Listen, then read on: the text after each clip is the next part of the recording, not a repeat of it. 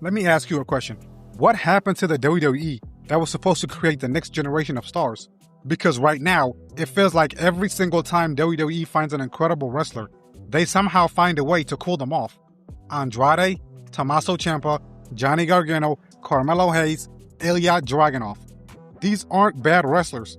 They're some of the best performers of this generation, but WWE either had no creative direction, booked them into irrelevance, or simply forgot they existed. Meanwhile, over in AEW, wrestlers are getting opportunities, longer matches, meaningful stories, and chances to prove themselves. Today, we're going to talk about why WWE keeps fumbling elite talent, why Andrade and Ciampa eventually left, why Johnny Gargano became a comedy act, why Carmelo Hayes lost all his momentum, and why Ilya Dragunov has practically disappeared from television. Let's get into it, man. One of the biggest problems with WWE today isn't the wrestling. It isn't the production, nor is it the roster. It's the complete lack of long-term creative planning for so many talented wrestlers. Every year, WWE signs amazing talent from NXT or around the world. Fans get excited, the wrestler debuts, they get one or two big moments, and then nothing. Weeks become months, months become years. Eventually, fans stop caring because WWE stopped giving them reasons to care. That's exactly what happened with Andrade. That's exactly what happened with Tommaso Ciampa. That's exactly what happened with Johnny Gargano. And now, it's happening to Carmelo Hayes and Ilya Dragunov. At some point, this isn't a coincidence. It's a pattern. Let's start with Andrade. Anyone who watched him in NXT knows exactly how special he was. Fantastic matches, great character, outstanding in-ring ability. He looked like someone WWE could build around. But instead of doing that, main roster WWE barely knew what to do with him. One week he would be on television, the next week he would disappear. One week he's winning, the next he's losing. There was never consistency. There was never momentum. Eventually, fans stopped expecting anything because WWE never committed to him. Now compare that to AEW. Suddenly, Andrade was allowed to wrestle longer matches, show his athleticism, work with top talent, remind everyone why people are excited about him in the first place. Tommaso was arguably one of NXT's greatest champions.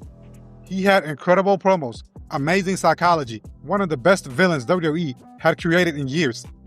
Fans genuinely hated him. That's difficult to accomplish in modern wrestling. So naturally, WWE called him up and then did almost nothing meaningful with him. Instead of presenting him like the dangerous competitor fans remembered, he became just another guy on the roster. No compelling story, no major singles push, no character evolution, nothing. Eventually, fans stopped talking about him because WWE gave them nothing to talk about. That's not Ciampa's fault. That's creative failing another talented wrestler. Then there's Johnny Gargano. If you watched NXT during its golden era, you know Gargano delivered some of the best matches WWE has ever produced.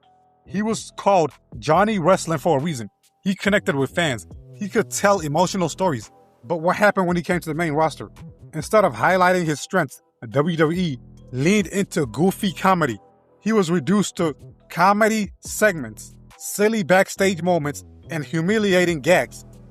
Even planking became more memorable than anything he accomplished in the ring. And that's a big problem. Fans wanted Johnny Wrestling. Instead, they got Johnny Comedy. When you spend months making your audience laugh at someone, don't be surprised when they stop believing that person can win championships. That's exactly what happened. Now let's talk about Carmelo Hayes. Coming out of NXT, he looked like a future main event star. Confidence, charisma, athleticism, mic skills, everything was there.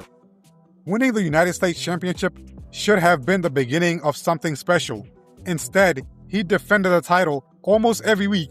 To make matters even worse, he didn't even get a meaningful Wrestlemania moment. For someone WWE had spent years building, that felt like a major missed opportunity. Fans invest in rising stars because they want to see them grow. Ilya Dragunov is probably the worst in this list. Ilya is one of the most intense wrestlers in the world. Every match feels like a fight. Every promo feels genuine. His performance in NXT made him look ready for the biggest stage. Yet, months have gone by with little to no television presence. When a wrestler disappears for that long, fans naturally start asking questions, not because they don't care, but because they do. That's the frustrating part. Instead of capitalizing on his momentum, WWE allowed that excitement to cool. Whether it's due to injury, creative decisions, or other factors, the end result for viewers is the same: a talented performer who isn't getting the chance to showcase what made him stand out. This isn't about saying every wrestler should be world champion. I mean, that's impossible. It's about making sure talented performers have meaningful stories, consistent direction, and opportunities to connect with the audience. Many fans feel WWE has struggled to do that with several highly regarded wrestlers, while others argue AEW has often provided more freedom in longer matches for performers who fit its style. Different promotions have different strengths, but one thing is clear: when fans see talented wrestlers lose momentum because of inconsistent creative, they're going to wonder what could have been. Do you guys think WWE has dropped the ball with these names, or do you think their booking has been justified? Let me know your thoughts in the comments, and if you enjoyed this video, don't forget to like and subscribe for more wrestling analysis. I really appreciate you guys watching, and I'll catch you guys on the next one. Peace.